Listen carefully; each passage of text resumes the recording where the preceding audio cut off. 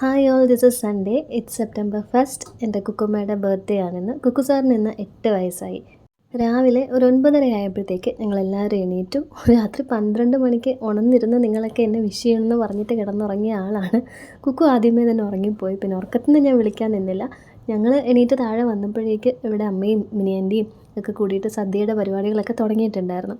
ലില്ലിയമ്മച്ചി അവിടെ ചോറ് വയ്ക്കുന്നുണ്ട്. അവിടെ 2 കുക്കറുണ്ട്, അതും 2 വലിയ കുക്കർ. അപ്പം ഞങ്ങൾ മിക്കപ്പോഴും എല്ലാവരും അവിടെ എല്ലാ കാര്യത്തിനും കൂടുന്നത് കൊണ്ട് ഒരുപാട് പേർക്ക് ചോറ് വയ്ക്കാൻ പറ്റിയ പാത്രങ്ങളും ഒക്കെ അവിടെയുണ്ട്. നമ്മുടെ വീട്ടിലതില്ല. പിന്നെ ഇവിടെ എന്തെങ്കിലും കാര്യത്തിന് എല്ലാവരും കൂടെ വരുമ്പോൾ ഞാനും മമ്മിയും കൂടെ 2-3 തവണയായിട്ട് കുക്കറിൽ വെച്ചെടുക്കാറാണ് പതിവ്. അപ്പോൾ പിന്നെ ഇന്ന് കുത്തരി ചോറ് വെക്കാമെന്ന് അമ്മച്ചി പറഞ്ഞതുകൊണ്ട് ഇന്ന് അവിടെ തന്നെ വെക്കാമെന്ന് കരുതി. അപ്പോൾ ഇവിടെ കറികളെല്ലാം ആവുന്ന സമയത്തിന് ലില്ലിയമ്മച്ചി അതാണ് ഇവിടെ കാണാത്തത്. അവിടെ ചോറിൻ്റെ പരിപാടികളുമായിട്ട് ആൾ ബിസിയാണ്. ഇവിടെ എല്ലാവരും ബ്രേക്ക്ഫാസ്റ്റൊക്കെ കഴിച്ചു. ബ്രേക്ക്ഫാസ്റ്റ് വളരെ ലൈറ്റായിട്ട് ചപ്പാത്തിയും മുട്ട ചിക്കിയതുമായിരുന്നു. സദ്യയുടെ പരിപാടിയൊക്കെ തുടങ്ങാനുള്ളതുകൊണ്ട്. പിന്നെ അതുമല്ല, മിനിയാൻ്റിക്കൊക്കെ ഇന്ന് 11 മണിക്ക് പിരിവിനും പോകണം. ഇവിടെ ഞാൻ മുൻപത്തെ കടലെടുത്ത വീടുകൾ എന്നും പറഞ്ഞിട്ടൊരു വ്ലോഗിൽ പറഞ്ഞിട്ടുണ്ട്. നമ്മുടെ ഈ റോഡിനപ്പുറം ഒരുപാട് വീടുകളുണ്ടായിരുന്നു. അതെല്ലാം കടലെടുത്ത് പോയിട്ട് അവർക്കൊക്കെ ഓരോ ഫ്ലാറ്റ് കൊടുത്തിട്ടുണ്ട്. അങ്ങനെ എന്ത് കെട്ടിവെച്ചാലും ഫ്ലാറ്റെന്നാണ് വിളിക്കുന്നത്. അതുകൊണ്ടാണ് ഞാനും അതിനെ ഫ്ലാറ്റെന്ന് പറയുന്നത്. അങ്ങനെയില്ല, അവർക്ക് പോയ വീടിൻ്റെ അത്രയും വെച്ച് നോക്കുമ്പോഴത്തേക്ക് വലിയ നഷ്ടമാണ് അവർക്കെല്ലാവർക്കും. പിന്നെ വേറെ വഴിയില്ലാത്തതുകൊണ്ട് അവരൊക്കെ അവിടെ താമസിക്കുന്നു. അപ്പോൾ അവിടെയൊക്കെ പോയി പിരിക്കണം. അല്ലെങ്കിൽ അവർ പിന്നീട് നെക്സ്റ്റ് ഇയറൊക്കെ ആകുമ്പോൾ പറയും, ഞങ്ങളുടെ മാതാവിൻ്റെ പെരുന്നാളായിട്ട് ഇങ്ങോട്ടെങ്ങും വന്നില്ലല്ലോ എന്ന്. അപ്പോൾ ഇന്ന് 11 മണിക്ക് ഞാൻ ഒഴികെ ബാക്കി എല്ലാവരും അങ്ങോട്ടേക്ക് പോകാൻ പോവാണ്. ഒരു 3-4 തരം വീടുകളുണ്ടായിരുന്നുകൊണ്ട് ഈ ഫ്ലാറ്റ്, സുനാമി ഫ്ലാറ്റ്, സ്നേഹതീരം ഫ്ലാറ്റ്, അങ്ങനെ ഒത്തിരിയുണ്ട്. അപ്പോൾ ഒത്തിരി വീടുകളിൽ കയറാനും ഉണ്ട്. ഇനി പെരുന്നാളിന് അധിക ദിവസം ഇല്ലല്ലോ. അപ്പോൾ പിന്നെ അവർ ഇന്ന് 11 മണിക്ക് തന്നെ പോവുകയാണ്. ഇതിപ്പോൾ ഒരു കുക്കറിൽ അവിയലിനുള്ള പച്ചക്കറിയും നടുക്കുള്ള കലത്തിൽ മോര് കാച്ചാനുള്ളതും അപ്പുറത്തുള്ള കുക്കറിൽ പരിപ്പ് കറി വെക്കാനുള്ള പരിപ്പുമാണ്. ഞാൻ പിന്നെ പച്ചടിക്കൊക്കെ അരിഞ്ഞു വെച്ചു. വെള്ള പച്ചടിയും പിന്നെ പിങ്ക് കളർ പച്ചടിയും ബീട്രൂട്ട് പച്ചടി, ഇത് രണ്ടുമാണ് ഇന്ന് പച്ചടികളായിട്ട് ഉണ്ടാക്കുന്നത്. മെനു ഞാനിതെല്ലാം കഴിയുമ്പോൾ പറഞ്ഞുതരാം. എനിക്കൊന്നും ഇപ്പോഴും വലിയ പിടിയൊന്നുമില്ല ഇവർ രണ്ടുപേരും എന്തൊക്കെ പ്ലാൻ ചെയ്യുന്നതെന്ന്. ഇപ്പോഴും വിശ്വസിക്കാൻ പറ്റുന്നില്ല കുക്കു സാറിന് 8 വയസ്സായി എന്നുള്ളത്. 1 വയസ്സിലെ ബർത്ത്ഡേ ഒക്കെ വളരെ ഗ്രാൻഡായിട്ട് തന്നെയാണ് ഞങ്ങൾ സെലിബ്രേറ്റ് ചെയ്തത്. 5 വയസ്സിൻ്റെ ഇതുവരെ അങ്ങനെ തന്നെ ഗ്രാൻഡായിട്ട് പുറത്തുനിന്ന് ഫുഡൊക്കെ ഓർഡർ ചെയ്ത് സ്റ്റേജും പരിപാടികളൊക്കെ ആയിട്ട് സെലിബ്രേറ്റ് ചെയ്തിരുന്നു. പിന്നത്തെ 2 വർഷം കൊറോണ കൊണ്ടുപോയതുകൊണ്ടും പിന്നെ ഇപ്പോൾ 8 വയസ്സായതുകൊണ്ടും ഫാമിലി മതിയെന്നങ്ങ് തീരുമാനിച്ചു. മമ്മിയും ഡാഡിയും ചേച്ചിയും പിള്ളേരും ഒക്കെ വൈകുന്നേരത്തെ വരത്തുള്ളൂ. അവിയലിൻ്റെ പച്ചക്കറികൾ വെന്തതിലേക്ക് തേങ്ങയും ഇത്തിരി ജീരകവും ഒരു വെളുത്തുള്ളിയും 2 ചെറിയുള്ളിയും ചേർത്ത് അരച്ചതാണ് ചേർത്തത്. ഇവിടുന്ന് എന്തെങ്കിലുമൊക്കെ വലിച്ച് താഴത്തോട്ടിടാൻ പറ്റുമോ എന്നാണ് നിലു അവിടെ നോക്കിക്കൊണ്ടിരിക്കുന്നത്. ഇത് പച്ചടിക്കുള്ളതാണ് കേട്ടോ. 2 പച്ചടിക്കും ഇങ്ങനെ തന്നെയാണ് അരച്ചെടുക്കുന്നത്. തേങ്ങയും പിന്നെ തേങ്ങ തിരുകുമ്പോൾ കറുപ്പ് വരാത്ത തേങ്ങ തിരുകിയെടുക്കണം പച്ചടിക്കാവുമ്പോൾ. അതിലേക്ക് കടുകും പിന്നെ കുറച്ച് തൈരും ചേർത്ത് മിക്സിയിൽ പറ്റയൊന്ന് അരച്ചെടുക്കണം. നമുക്കിവിടെ ഒരു മുടന്തൻ ജാറ് മാത്രം ഉള്ളതുകൊണ്ട് അപ്പുറത്തെ സേറമോളുടെ വീട്ടിൽ നിന്ന് ഒരു ചെറിയ ജാറും കൂടെ മേടിച്ചിട്ടുണ്ട്. അപ്പോൾ 2 സൈഡിലായിട്ട് ഇങ്ങനെ അരപ്പൊക്കെ അരച്ച് എടുത്ത് തരുന്നുണ്ട് അമ്മ. ഇത് പരിപ്പ് വെന്തതില്ലേന്ന് കുറച്ച് പരിപ്പ് എടുത്തിട്ട് അതിലേക്ക് തേങ്ങയും ജീരകവും മഞ്ഞൾപ്പൊടിയും വെളുത്തുള്ളിയും പിന്നെ ലേശം ഇഞ്ചിയൊക്കെ ചേർത്ത് അമ്മ അരച്ചു കൊടുത്തതാണ് മിനിയാൻ്റി ഇപ്പോൾ ചേർത്തത്. ഇതൊക്കെ മിനിയാൻ്റിയുടെ റെസിപ്പീസാണ് കേട്ടോ. പറയുന്നതനുസരിച്ച് ഞങ്ങൾ ചെയ്യുന്നേ ഉള്ളൂ. അതൊന്ന് ചൂടാക്കി മാറ്റി വെക്കുന്നുണ്ട്. താളിക്കലൊക്കെ അവസാനം മാത്രമേ ഉള്ളൂ. അതൊന്ന് കുറച്ച് പരിപ്പ് തന്നെ മാറ്റി വെച്ചിട്ട് ആ കുക്കറിലേക്ക് സാമ്പാറിന് വേണ്ട പച്ചക്കറികളും മല്ലിപ്പൊടിയും മുളക് പൊടിയും മഞ്ഞൾപ്പൊടിയും സാമ്പാർ പൊടിയും പുളിവെള്ളവും ഒക്കെ ചേർത്ത് വീണ്ടും ഒന്ന് 2 വിസിലടിക്കാൻ വെച്ചിട്ടുണ്ട്. പച്ചടിക്ക് അരച്ച അരപ്പ് നമ്മുടെ വെള്ളരിയും ചെറിയുള്ളിയും 2-3 പച്ചമുളകുമാണ് മിനിയാൻ്റി അരിഞ്ഞ് വേവാൻ വെച്ചിരുന്നത്. അതിൽ ഉപ്പിട്ടിരുന്നു, അതുകൊണ്ട് ഇനി ഇതിൻ്റെ അകത്തേക്ക് ഉപ്പിടുന്നില്ല. കടുകും തേങ്ങയും തൈരും കൂടെ അരച്ചത് അതിലേക്ക് ചേർത്ത് ഒന്നിളക്കി മാറ്റി വെച്ചിട്ടുണ്ട്. അതുപോലെ തന്നെ ബീട്രൂട്ട് പച്ചടിക്കായിട്ടും ബീട്രൂട്ട് ചെറുതായിട്ട് അരിഞ്ഞതും ചെറിയുള്ളിയും പച്ചമുളകുമായിട്ട് വേകാൻ വെച്ചിട്ടുണ്ട്. ഉപ്പും ചേർത്തിട്ടുണ്ട്.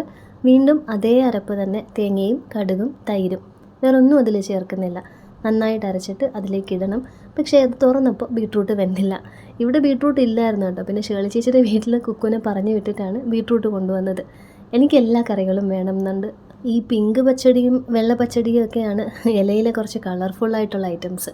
ഇത് ഇഞ്ചിക്കറി വെക്കാനാണ് കേട്ടോ. ഇഞ്ചിക്കറി എൻ്റെ റെസിപ്പിയാണ്. ഇഞ്ചി നന്നായിട്ട് മിക്സിയിൽ ചതച്ചെടുത്തിട്ട് അതിൻ്റെ കോത് മാത്രം എടുക്കും. അത് തേങ്ങയുടെ കൂടെ വറുക്കും. എന്നിട്ട് ഈ നീര് മാറ്റി വെച്ചിട്ട് ഇത് അവസാനം ഇഞ്ചിക്കറിയിലേക്ക് ചേർക്കും. അങ്ങനെ ചെയ്യുമ്പോൾ ഇഞ്ചിക്കറിയിൽ ലേശം കയ്പ്പ് വരില്ല. ആ സൈഡിൽ കൂടെ ഒരു തലവേദന ഇങ്ങനെ എത്തി നോക്കാൻ തുടങ്ങിയപ്പോഴാണ് ഞാൻ ഓർത്തത് ഞാൻ കാപ്പി കുടിച്ചിട്ടില്ല എന്ന്. പിന്നെ ഞാൻ കാപ്പി ഇട്ടു. ഇത് പരിപ്പ് നമ്മൾ വെന്ത പച്ചക്കറിയുടെ കൂട്ടിലേക്ക് ആഡ് ചെയ്ത് കൊടുക്കുന്നതാണ്. ഇത് മിനിയാൻ്റിയുടെ റെസിപ്പിയാണെന്ന് ഞാൻ പറഞ്ഞല്ലോ. സാമ്പാറിൽ ഏറ്റവും ലാസ്റ്റായിട്ട് മേലെ കൂടി ഇടാനായിട്ട് കുറച്ച് ജീരകവും ഉലുവയും കൂടെ വറുത്ത് പൊടിച്ചത് ഇടുന്നുണ്ട്. അതിൻ്റെ മീതേക്ക് കായപ്പൊടിയും കൂടി ഇട്ട് കൊടുക്കുന്നുണ്ട് കേട്ടോ. നേരത്തെ ഒരു ഇത്തിരി ഇട്ടുള്ളൂ, ഇപ്പോൾ ബാക്കി കായപ്പൊടിയും കൂടി ഇട്ടു. ഇനി നമുക്ക് ഇഞ്ചിക്കറി വെക്കാനായിട്ട് ഇത് ഓൾറെഡി വറുത്തിരുന്ന തേങ്ങയാണ് ഫ്രിഡ്ജിൽ. അതിലേക്ക് ആ കോത് ആഡ് ചെയ്ത് കൊടുത്ത് ഇതിൻ്റെ നിറം ഇഞ്ചിക്കറിക്ക് എത്ര നിറം വേണമെന്ന് നിങ്ങൾക്ക് തോന്നുന്നു ആ ഒരു നിറത്തിൽ വറുത്തെടുക്കണം. ഇതിനിടയിൽ ഞാൻ എൻ്റെ ബ്രേക്ക്ഫാസ്റ്റും കഴിക്കുന്നുണ്ടായിരുന്നു. നിലൂന് ഒരു ചപ്പാത്തി പാലിൽ കുതിർത്തതും കുക്കു സാറിന് പിന്നെ ഒരു ചപ്പാത്തി മുട്ട ചിക്കിയതായിട്ട് തന്നെയാണ് കൊടുത്തത്. പിന്നെ നമ്മുടെ അരപ്പൊന്ന് മൂത്തപ്പോഴത്തേക്ക് അതിലേക്ക് മുളക് പൊടിയും മല്ലിപ്പൊടിയും കൂടെ ചേർത്ത് നന്നായിട്ട് ഇളക്കുന്നുണ്ട്.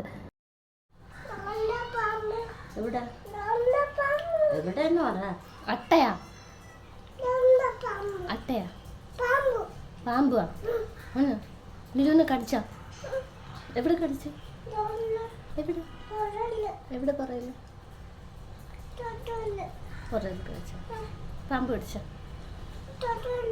തൊടയിൽ കടിച്ച?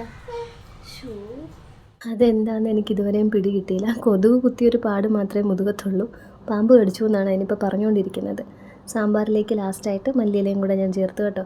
കായം കൂടി ഇട്ട് കുറച്ച് നേരം അതൊന്ന് തിളപ്പിക്കാൻ പറഞ്ഞിരുന്നു മിനിയാൻറ്റി പോയി കേട്ടോ, പിരിവിനായിട്ട് പോയി. അങ്ങനെ ഞാൻ അത് കുറച്ച് നേരം ഒന്ന് തിളപ്പിച്ചിട്ട് അതിലേക്ക് മല്ലിയിലയും കൂടെ ആഡ് ചെയ്ത് കൊടുത്തു. ഒരു മെഴുക്ക് പുരട്ടി ഉണ്ടാക്കാനായിട്ട് ബാക്കി ഉണ്ടായിരുന്ന തുണ്ടും തവിടും ഒക്കെ അരിഞ്ഞെടുത്ത് ഒരു മെഴുക്ക് പുരട്ടി, ഒരു മിക്സഡ് മെഴുക്ക് പുരട്ടിക്കായിട്ട് പച്ചക്കറികൾ അവിടെ വേഗം വെച്ചിട്ടുണ്ട്. അത് ഉപ്പിട്ട് അതിലേക്ക് ഞാൻ ഒരു തക്കാളിയും കൂടെ ആഡ് ചെയ്ത് കൊടുക്കുന്നുണ്ട്. ഇപ്പുറത്ത് ഇഞ്ചിയുടെ ചട്ടി പുകഞ്ഞു പോകാനൊരു കാരണമുണ്ട് കേട്ടോ. ഞാനവിടെ ഇഞ്ചി നീരെടുത്ത് വെച്ചിരുന്നില്ലേ, അതാ ചെറുതെടുത്ത് കുടിച്ചു. ജ്യൂസ് എന്നും പറഞ്ഞാൽ കുടിച്ചത് ദേഹത്തും നിക്കറിലും പിന്നെ പകുതി വയറ്റിലും പോയി. ഇനി എന്തായാലും ഒരു മാസത്തേക്ക് അവന് വയറുകടിയൊന്നും വരത്തില്ല. പക്ഷേ ഒരു ഇച്ചിരി സേവ് ചെയ്യാൻ അമ്മയ്ക്ക് പറ്റി കേട്ടോ. അതുകൊണ്ട് ആ ഇത്തിരി വെച്ചിട്ട് നമുക്ക് ബാക്കി ഇഞ്ചിക്കറി ഉണ്ടാക്കാം. ഞാൻ കറിച്ചട്ടിയിൽ തന്നെയാണ് കേട്ടോ ഇഞ്ചിക്കറി വെക്കുന്നത്. വെളിച്ചെണ്ണ ഒഴിച്ച് കടുകും ഒരിത്തിരി ഉള്ളിയും 2 വറ്റൽമുളകും കൂടി ഇട്ട് പൊട്ടിച്ച് അതൊന്ന് മൂത്ത് വരുമ്പോഴേക്ക് നമ്മൾ നേരത്തെ എടുത്ത് വെച്ചിരുന്നത് മിക്സിയിലൊന്ന് അരച്ചെടുക്കണം. ഇത് തേങ്ങ ഒത്തിരി ഡ്രൈ തേങ്ങ ആയതുകൊണ്ടാണ് കേട്ടോ എണ്ണ തെളിഞ്ഞ് വരാതിരുന്നത്. മിക്സിയിൽ തന്നെ എണ്ണ തെളിയും വരെ അരച്ചാൽ ഇഞ്ചിക്കറി നല്ല കളറിലും കുറച്ചുകൂടെ ടേസ്റ്റിലും കിട്ടും. ഇതുവരെ നമ്മൾ ഇതിൻ്റെ അകത്ത് ഉപ്പിട്ടിട്ടില്ല. ആവശ്യത്തിന് ഉപ്പും പിന്നെ മധുരത്തിന് കുറച്ച് ശർക്കരയും കൂടി ഇട്ട് കൊടുക്കാം. ശർക്കരയുടെ മധുരം ഇഞ്ചിക്കറിക്ക് ഒരു പ്രത്യേക ടേസ്റ്റ് വരുത്തും. ഒന്ന് ട്രൈ ചെയ്ത് നോക്കുക കേട്ടോ. ചിലർ കരിപ്പെട്ടി ഇടുമെന്നും പറഞ്ഞ് ഞാൻ കേട്ടിട്ടുണ്ട്. എനിക്ക് ശർക്കര ഇടുന്നതിനോടാണ് താല്പര്യം. ശർക്കര ഇവിടെ ഇല്ല എങ്കിൽ ഞാൻ കുറച്ച് പഞ്ചസാര ഇടും. ഇതിൻ്റെ പുളി ഒന്ന് ബാലൻസ് ചെയ്യാനായിട്ട് ഒരു ലേശം വിനാഗിരിയും കൂടി ഒഴിച്ച് ഇത് നന്നായിട്ടൊന്ന് തിളപ്പിച്ചെടുക്കാം. അപ്പോഴേക്ക് ഈ അരപ്പുന്ന എണ്ണയൊക്കെ ഇങ്ങനെ തെളിഞ്ഞ് മാറി തുടങ്ങുന്നുണ്ടാവും. ഇതിനേക്കാളും എണ്ണ തെളിഞ്ഞ് വരും തേങ്ങ കുറച്ചുകൂടെ ഡ്രൈ ആകാണ്ടിരുന്നെങ്കിൽ. ഇത് തേങ്ങ ഒത്തിരി ഡ്രൈ ആയി പോയതാണ് അമ്മ വറുത്ത് വെച്ചിരുന്നത്. ഇനി വേറെ തേങ്ങ വറുത്തെടുക്കാൻ വയ്യാത്തതുകൊണ്ട് ഞാൻ പിന്നെ ഇതിലങ്ങ് തട്ടിക്കൂട്ടിയതാണ്. മെഴുക്ക് പുരട്ടിക്കായിട്ട് വേഗം വെച്ചിരുന്ന പച്ചക്കറികളൊക്കെ വെന്തു. അതിലേക്ക് ഉപ്പ് ആദ്യമേ നമ്മൾ ആഡ് ചെയ്ത് കൊടുത്തിരുന്നു. കുറച്ച് മഞ്ഞൾപ്പൊടിയും കുറച്ച് മുളക് പൊടിയും കൂടി ഇട്ട് നന്നായിട്ടൊന്ന് ഇളക്കി വീണ്ടും അടച്ചു വെച്ച് കുറച്ച് നേരം വേവിക്കുന്നുണ്ട്. ഇതും ലാസ്റ്റ് മാത്രമേ താളിക്കുന്നുള്ളൂ. അപ്പോഴേക്ക് അലപ്പപ്പ് പോയി കുക്കു സാറിന് പുതിയൊരു ഫുട്ബോൾ മേടിച്ചുകൊണ്ട് വന്നു. അത് കണ്ടപാടെ നിലു കരച്ചിൽ തുടങ്ങി. പിന്നെ അത് നിലുവിന് മേടിച്ചതാണെന്നൊക്കെ പറഞ്ഞ് തൽക്കാലം കരച്ചിലടക്കി. പിന്നെ ആലൻ്റെ കൂടെ പുറത്തോട്ട് പോകണമെന്നും പറഞ്ഞിട്ടായിരുന്നു പിന്നത്തെ കരച്ചിൽ. എക്സാം ബോർഡും ആലൻ വാങ്ങിച്ചിട്ട് വന്നിട്ടുണ്ടായിരുന്നു കേട്ടോ. സെപ്റ്റംബർ 1 പുതിയ ഫുട്ബോൾ എത്തുമെന്ന് മോന് വാക്കും കൊടുത്തിട്ടുണ്ടായിരുന്നു. അങ്ങനെ നമ്മുടെ കറികളൊക്കെ ആയി. പരിപ്പ്, സാമ്പാർ, മോര് കാച്ചിയത്, വെള്ളപ്പച്ചടി, പിങ്ക് പച്ചടി, മെഴുക്ക് പുരട്ടി, ഇഞ്ചിക്കറി, അവിയൽ, ഇത്രയാണ് കറികളായിട്ടുള്ളത്. പിന്നെ എപ്പോഴത്തെയും പോലെ തന്നെ ചിപ്സ്, ഉപ്പേരിയും പഴവും. ഇനി പായസം വെക്കണം. ഞാൻ ഇതൊക്കെ ഒന്ന് താളിച്ച് മാറ്റി ഇതെല്ലാം കിച്ചണിൽ നിന്ന് മാറ്റി ഈ ഏരിയ ഒന്ന് ക്ലിയർ ചെയ്തിട്ട് പായസം വെക്കാമെന്ന് കരുതി. പാത്രങ്ങളൊക്കെ ഇതിനിടയിൽ അമ്മയും മിനിയാൻ്റിയൊക്കെ ആയിട്ട് തന്നെ കഴുകുന്നുണ്ടായിരുന്നു. ഇവിടുന്ന് പോകുന്നതിന് മുമ്പ് മാക്സിമം തീർക്കാൻ പറ്റുന്ന എല്ലാ ജോലിയും തീർത്തിട്ടാണ് മിനിയാൻ്റി പോയേക്കുന്നത്. അവസാനം ഒരു കടായി എടുത്ത് അതിലേക്ക് കുറച്ച് വെളിച്ചെണ്ണയും കുറേ കടുകും കുറച്ച് കറിവേപ്പിലയും കുറച്ച് വറ്റൽമുളകും ചെറിയുള്ളിയൊക്കെ അരിഞ്ഞതൊക്കെ ചേർത്ത് താളിച്ചിട്ട് അതെല്ലാം ഇതിലേക്ക് കുറച്ച് കുറച്ചായിട്ട് എടുത്തിട്ട് കൊടുത്തു. പിന്നെ പായസം ഉണ്ടാക്കുന്നതിന് മുമ്പാണ് ഞാൻ പെട്ടെന്ന് ഓർത്തത് പപ്പടം കാച്ചിയിട്ടില്ലാന്ന്. പിന്നെ പപ്പടം കാച്ചി. പിന്നെ പായസം ഉണ്ടാക്കാനായിട്ട് ഫ്രിഡ്ജിൽ ചെന്ന് നോക്കിയപ്പോൾ പാലില്ല. പാല് മേടിക്കാനായിട്ട് അമ്മ പോയിട്ട് ഇപ്പോൾ ഏതാണ്ട് 15 മിനിറ്റായി. അടുത്തുള്ള കടകളൊന്നും ഇല്ലയെന്ന് തോന്നുന്നു. പ്രത്യേകിച്ച് ഞായറാഴ്ച ആരും ഉച്ച കഴിഞ്ഞ് അങ്ങനെ കട തുറക്കത്തില്ല. പാലിന് അമ്മ പോകുന്ന സമയം ഏതാണ്ട് 12:30 ആയിട്ടുണ്ടാവും. അങ്ങനെ പാല് കൊണ്ടുവന്നു. ഞാൻ ഒരു കവർ നിറച്ചും പിന്നത്തെ കവറിൻ്റെ ഒരു 1/4 ഭാഗവും എടുത്തിട്ടുണ്ട്. അതൊഴിച്ച് വെള്ളം ചേർത്തിട്ടില്ല. നന്നായിട്ട് അത് തിളച്ച് വരുമ്പോഴേക്ക് അതിലേക്ക് മിക്സ് ഇട്ട് കൊടുത്തു. അല്ലാണ്ട് ഈ ചൗവരിയും സേമിയയൊക്കെ സെപ്പറേറ്റ് വേവിച്ച് ചെയ്യുന്ന പായസം എനിക്ക് അത്ര വലിയ പിടിയില്ല. മിനിയാൻ്റി നല്ലപോലെ ചെയ്യും, ബബിയാൻ്റിയും നല്ലപോലെ ചെയ്യും. പക്ഷേ രണ്ടുപേരും പിരിവിന് പോയിരിക്കുന്നതുകൊണ്ട് പിന്നെ ഇതിൻ്റെ ഇടയ്ക്ക് അവരെ ഞാൻ ബുദ്ധിമുട്ടിക്കുന്നത് ശരിയല്ലല്ലോ. അതുകൊണ്ട് ഇന്നലെ തന്നെ ഞാൻ പായസം മിക്സാണ് വാങ്ങിച്ചത്. അത് തന്നെ ചെയ്യാമെന്ന് ഉറപ്പിച്ചിരുന്നു. ഇന്നത്തെ സദ്യക്കുള്ള വാഴയിലകൾ മൊത്തം സ്പോൺസർ ചെയ്തിരിക്കുന്നത് സേറമോൾ എൻ്റെ ഫാമിലിയാണ്. അമ്മ പോയി വാഴയിലയൊക്കെ വെട്ടിക്കൊണ്ട് വന്നു. നിലൂനായിട്ടൊരു ചെറിയ ഇലയും വെച്ചിട്ടുണ്ട്. എന്ത് നടക്കും എന്നൊന്നും എനിക്കറിയത്തില്ല. എന്നാലും അവനും കൂടി ഇരുന്ന് കഴിക്കട്ടെ എന്നൊരു കൊതിക്ക് അവനെയും കൊണ്ടിരുത്തിയതാണ്. ഇപ്പം ഞങ്ങൾ വേറെ ആരും ഇരിക്കുന്നില്ല കേട്ടോ. ലില്ലിയമ്മച്ചി അവിടെ ഇരിക്കുന്നുണ്ട് ടേബിളിൽ. അമ്മച്ചിക്ക് താഴെ ഇരിക്കാൻ ബുദ്ധിമുട്ടുള്ളതുകൊണ്ട് ഇനി എൻ്റെ പിരിവിന് പോയിട്ട് വന്നിട്ട് കഴിക്കാമെന്നാണ് ഞാനും അമ്മയും വിചാരിച്ചേക്കുന്നത്. ഇത്രയും കുക്ക് ചെയ്ത് പോയ ആളെ ഒറ്റയ്ക്കിരുത്തി കഴിപ്പിക്കുന്നത് ശരിയല്ലല്ലോ. എൻ്റെ ചോറ്, എൻ്റെ ചിസ്പ്, പിന്നെ എൻ്റെ കല്ല് ഉപ്പേരിക്കാണ് കേട്ടോ. ഉപ്പേരി കുറേ എടുത്ത് വായിലിട്ടിങ്ങനെ കുതിർത്തിയൊക്കെ നോക്കി കടിച്ച് പൊട്ടിക്കാൻ പറ്റാത്തതുകൊണ്ട് പിന്നെ തിരിച്ച് തുപ്പിത്തരയാണ് ചെയ്തത്. എന്നാലും കുറച്ചൊക്കെ കഴിച്ചു കേട്ടോ. ഒരു 3-4 പിടി ചോറൊക്കെ കഴിച്ചു. നന്നായിട്ട് എടുത്ത് കഴിക്കുകയൊക്കെ ചെയ്യും. പക്ഷേ ഇത് കളിക്കുന്ന ഒരു മൂഡിലിരുന്നത് കൊണ്ട് അങ്ങനെ അത്രയും കഴിപ്പ് നടന്നില്ല. ലില്ലിയമ്മച്ചി പിന്നെ ഒന്ന് ശ്രമിച്ചു നോക്കി ചോറ് കൊടുക്കാനായിട്ട്. പക്ഷേ അമ്മച്ചിയുടെ പപ്പടവും പഴവും ഒക്കെ കഴിച്ചിട്ട് ആൾ അവിടുന്ന് വീരി. പുറത്ത് വീണ്ടും നല്ല മഴ അങ്ങ് തുടങ്ങി. ഇപ്പോൾ കഴിച്ചു കഴിഞ്ഞ് ഈ സുഖമായിട്ട് കുറച്ച് നേരം കിടന്ന് ഉറങ്ങായിരുന്നു. എനിക്ക് ഉച്ചയ്ക്കത്തെ ഉറക്കം എന്തോ അത് കിട്ടിയില്ലെങ്കിൽ എൻ്റെ അന്നത്തെ ദിവസം കുളമാവും കേട്ടോ. ഇനി ആ ശീലം മാറ്റണം എന്നാണ് കരുതുന്നത്. പക്ഷെ രാത്രി ഉറക്കം വരത്തില്ല. പിറ്റേ ദിവസം ഉച്ചയ്ക്ക് ചോറ് കഴിച്ച് കഴിഞ്ഞ് ഞാൻ ഒന്ന് കിടന്നാൽ മതി, പെട്ടെന്ന് ഉറങ്ങിപ്പോവും. രണ്ടാമത്തെ ചോറ് തീറ്റയും പാളിപ്പോയതുകൊണ്ട് അമ്മ നിലൂന് പുറത്ത് നിർത്തി ചോറ് കൊടുക്കുന്നുണ്ട്. പിന്നെ ഞാൻ നിലൂനെ എടുത്തിട്ട് അമ്മ കഴിക്കാമെന്ന് പറഞ്ഞു. അങ്ങനെ കണ്ണമ്മ വന്നപ്പോഴത്തേക്ക് ഞാനും മിനിയാൻ്റെയും കണ്ണനും കൂടി ഇരുന്നു. ലൂയിസ് വൈകുന്നേരത്തെ എത്തത്തോളൂ. ആൾ ആലപ്പുഴയിലാണ്. നിങ്ങൾ ആദ്യമായിട്ടാണ് വീഡിയോ കാണുന്നതെങ്കിൽ ലില്ലിയമ്മച്ചി എൻ്റെ ഗ്രാൻഡ് മദറാണ്. ലൂയിസും കണ്ണനും എൻ്റെ പപ്പയുടെ അനിയൻ്റെ മക്കളാണ്. മിനി ആൻറ്റി കൊച്ചുപ്പയുടെ വൈഫാണ്. ഞാനൊന്ന് ചരിയാൻ തുടങ്ങിയപ്പോഴേക്ക് അമ്മച്ചി വൈകുന്നേരത്തെ ബീഫിനുള്ള പരിപാടി തുടങ്ങിക്കഴിഞ്ഞു കേട്ടോ. ബീഫ് കറി അമ്മച്ചി ഉണ്ടാക്കാമെന്നും പറഞ്ഞിരുന്നതാണ്. നിങ്ങളെല്ലാവരും രാവിലെ നിന്ന് കഷ്ടപ്പെട്ടില്ലേ, വൈകിട്ടത്തെ കറി ഞാൻ ഉണ്ടാക്കാം. പിന്നെ അമ്മച്ചി വെച്ചാൽ അതൊരു 1.5 വെപ്പായിരിക്കും. പിന്നെ ഞാൻ എണീറ്റപ്പോഴേക്ക് കുക്കുസാർ അവിടെ ഒറ്റയ്ക്ക് അലഞ്ഞുതിരിഞ്ഞ് നടക്കുന്നു. അമ്മയും നിലുവൊക്കെ കുരിശടിയിൽ പാട്ടിട്ട പാടെ അങ്ങോട്ടേക്ക് പോയിട്ടുണ്ട്. കുക്കു സാറിന് നാളത്തെ എക്സാമിനുള്ള 2-3 കാര്യങ്ങളൊന്ന് എഴുതിച്ച് നോക്കിയിട്ട് ഒന്ന് കുളിപ്പിച്ച് നീറ്റാക്കി മുടിയൊക്കെ ചീകി. ഇനി മുടി ചീകുമ്പോഴേ പറയുന്നുണ്ട് കേട്ടോ, ഞാൻ ഇനിയാണ് ഫുട്ബോൾ കളിക്കാൻ പോകുന്നത്, പിന്നെ പുതിയ ഡ്രസ്സ് ഇട്ടിട്ട് ഫുട്ബോൾ കളിക്കാൻ പോയി എന്നൊന്നും പറയരുതെന്ന്. അതുകൊണ്ട് ഞാൻ ജീൻസ് ഇട്ട് കൊടുത്തിട്ടില്ല. വീട്ടിൽ ഇടാനായിട്ട് 2-3 പാൻറ്റ്സ് ഇന്നലെ വാങ്ങിച്ചിട്ടുണ്ടായിരുന്നു. സാർ ഇപ്പോൾ അങ്ങനെയൊക്കെയാണ്, നിക്കറൊന്നും ഇടില്ല, പാൻറ്റേ ഇടത്തുള്ളൂ വീട്ടിൽ. അങ്ങനെ കുളിച്ചു കുട്ടപ്പനായിട്ട് അപ്പുറത്ത് ഫുട്ബോൾ കളിക്കാൻ പോവുകയാണ്. പക്ഷേ അവിടെ ചെന്ന് നോക്കിയപ്പോഴത്തേക്ക് കമ്പനിക്കുള്ള ആൾക്കാരൊന്നും വന്നിട്ടില്ല. ഇവിടെ ഇപ്പോൾ പിള്ളേരെ ഒന്നും നൊവേന കഴിയുന്നത് വരെ ആരും വെളിയിൽ ഇറക്കത്തില്ല കേട്ടോ, ഗ്രൗണ്ടിൽ കിടന്ന് കളിക്കുന്നതുകൊണ്ട്. അങ്ങനെ നൊവേന കഴിയുന്നത് വരെ സാറിന് അവിടെ ഒറ്റയ്ക്ക് പുതിയ ഫുട്ബോളും തട്ടി വെയിറ്റ് ചെയ്യേണ്ടി വന്നു. ഇതിനിടയ്ക്ക് കൊച്ചു വന്നിട്ടുണ്ടായിരുന്നു കേട്ടോ, അനീച്ചാച്ചൻ്റെ മോൻ. അനീച്ചാച്ചൻ കൊണ്ടുവന്ന് വിട്ടിട്ട് എങ്ങോട്ടോ പോയി. മഴയൊക്കെ കഴിഞ്ഞ് അപ്പോഴേക്ക് നല്ല തെളിഞ്ഞിരുന്നു ആകാശമൊക്കെ. കുരിശടിയിൽ പാട്ടിട്ടിട്ടുണ്ട് കേട്ടോ നൊവേന തുടങ്ങാനായിട്ട്. ഇനി ഇന്നത്തെ നിയോഗങ്ങളെ കേൾക്കാം. കുടുംബത്തെയും അവരുടെ എല്ലാ നിയോഗങ്ങളെയും പ്രാർത്ഥിക്കും. ആശ്വാസമെന്ന സഹോദരിയെ കണ്ട് പ്രകൃതി വിഭാഗം നടത്തുന്നതിന് മതങ്ങളെ മത്സരിക്കുന്നു. തൊഴിൽ രഹിതരായ മക്കളെ സമർപ്പിച്ച് പ്രാർത്ഥിക്കുവാൻ നമ്മുടെ മാധ്യസ്ഥ നീളുമെന്ന സഹോദരി പരിശുദ്ധനായ നമ്മുടെ മാധ്യസ്ഥം പ്രാർത്ഥിക്കുന്നു. എൻഡോമെട്രിയൽ തിക്നെസ് കൂടി യഥാർത്ഥത്തിൽ അനുഭവിക്കുന്ന ജ്യൂതി എന്ന സഹോദരി തൻ്റെ വേദനമാണെന്ന് പ്രവർത്തിച്ചത്.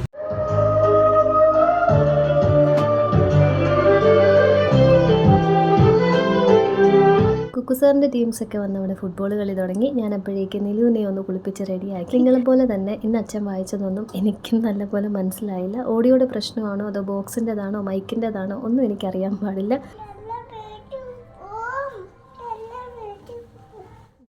പിന്നെ എനിക്ക് ആ പറഞ്ഞ പേരുകളൊക്കെ ഞാൻ എഴുതിയതായതുകൊണ്ട് എനിക്ക് കേട്ടപ്പോൾ മനസ്സിലായി ഇന്നതിൻ്റെതൊക്കെ ആണെന്നുള്ളത്. നിങ്ങൾക്ക് എങ്ങനെയായെന്ന് എനിക്കറിയത്തില്ല. പിന്നെ ഞാനും ഒന്ന് ഡ്രസ്സൊക്കെ ചേഞ്ച് ചെയ്ത്, കാരണം എൻ്റെ ഡ്രസ്സ് മുഴുവൻ മഞ്ഞപ്പൊടിയും മുളക് പൊടിയൊക്കെ ആയിട്ട് ഒരു കോലത്തിലിരിക്കുകയായിരുന്നു. ഒന്ന് ഫ്രഷായി ഡ്രസ്സൊക്കെ ചേഞ്ച് ചെയ്ത് ചായ കുടിക്കാൻ വന്നപ്പോഴത്തേക്ക് നമ്മുടെ ബീഫ് കറിയൊക്കെ അമ്മച്ചി റെഡിയാക്കി വെച്ചിട്ട് പോയേക്കുന്നു. അമ്മച്ചി ഇതൊക്കെ റെഡിയാക്കി വെച്ചിട്ടാവണം നൊവേനയ്ക്ക് പോയത്. ബീഫ് കറിയും ചപ്പാത്തിയും മാത്രമായിട്ട് ഡിന്നറിന് എടുക്കാൻ പറ്റത്തില്ലല്ലോ, എന്തെങ്കിലും ഒരു സാലഡും കൂടെ വേണ്ടേ. അങ്ങനെ ഫ്രിഡ്ജിൽ ഇന്നലെ സാലഡിനായിട്ട് ഞാൻ കുറച്ച് പച്ചക്കറികൾ മേടിച്ചിരുന്നു. പക്ഷേ ഇന്ന് രാവിലെ സദ്യയ്ക്ക് എടുത്തവർ അതിൽ നിന്നും കൂടെ എടുത്തൊക്കെ ആണ് ചെയ്തത്.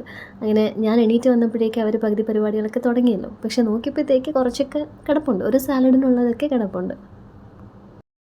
കുറച്ച് ക്യാരറ്റും ഒരു വലിയ 2 കുക്കുംബറും 2 വലിയ കുക്കുംബറും 2 വലിയ തക്കാളിയും 3 പച്ചമുളകും കൂടെ എടുത്തിട്ടുണ്ട്. ഇതെല്ലാം ഞാൻ ഇന്ന് വട്ടത്തിലാണ് കേട്ടോ അരിഞ്ഞെടുക്കുന്നത്. സാധാരണ നീളത്തിലരിഞ്ഞ് ഉപ്പിട്ട് വെറുതെ ഒന്ന് കുഴച്ചാണ് ഞാൻ സാലഡ് ഉണ്ടാക്കുന്നത്. ഇന്നത്തേതൊരു സ്പെഷ്യൽ സാലഡാണ്.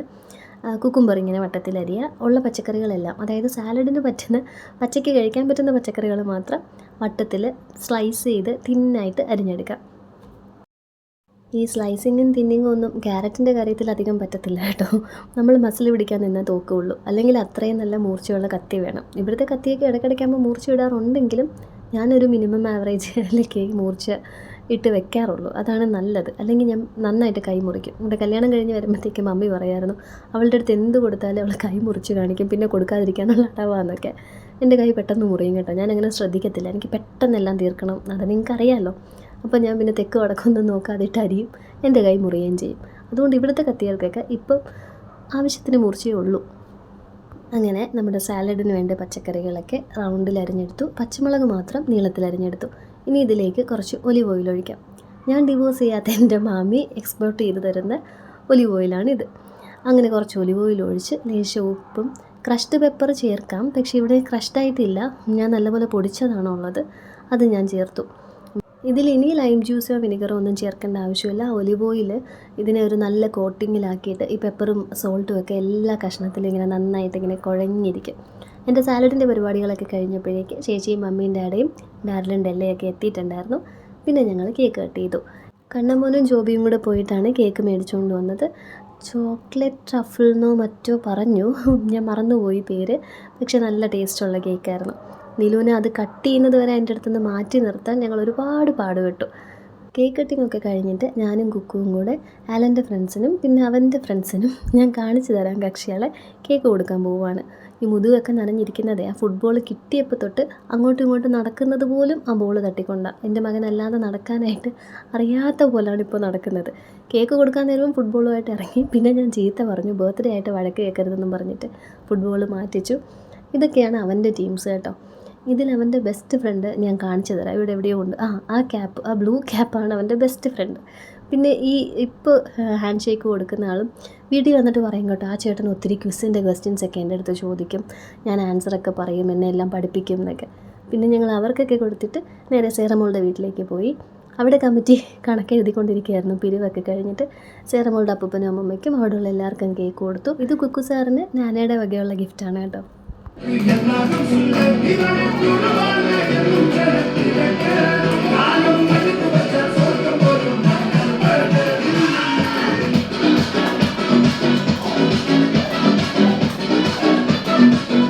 അങ്ങനെ പിള്ളേരുടെ കലാപരിപാടികളൊക്കെ കഴിഞ്ഞപ്പോൾ, പിള്ളേരുടെ എന്ന് വെച്ചാൽ മെയിനായിട്ട് കൊച്ചും നിലുവായിരുന്നു. ഞങ്ങൾ ഗോളം എന്നും പറഞ്ഞൊരു മൂവി ഇട്ടു. മുഴുവൻ കണ്ടു തീർക്കാനൊന്നും പറ്റിയെന്ന് വരത്തില്ല. പുറത്ത് ആലനും ടീംസും വള്ളംകളിയും പരിപാടികളും ഒക്കെ തുടങ്ങിയിട്ടുണ്ടായിരുന്നു. ഞങ്ങളപ്പോഴത്തേക്ക് അകത്ത് ഫുഡ് കഴിച്ചു. എല്ലാവരും ചോറ് കഴിക്കുന്ന കണ്ടപ്പോൾ എനിക്കും ചോറ് കഴിക്കാൻ തോന്നി.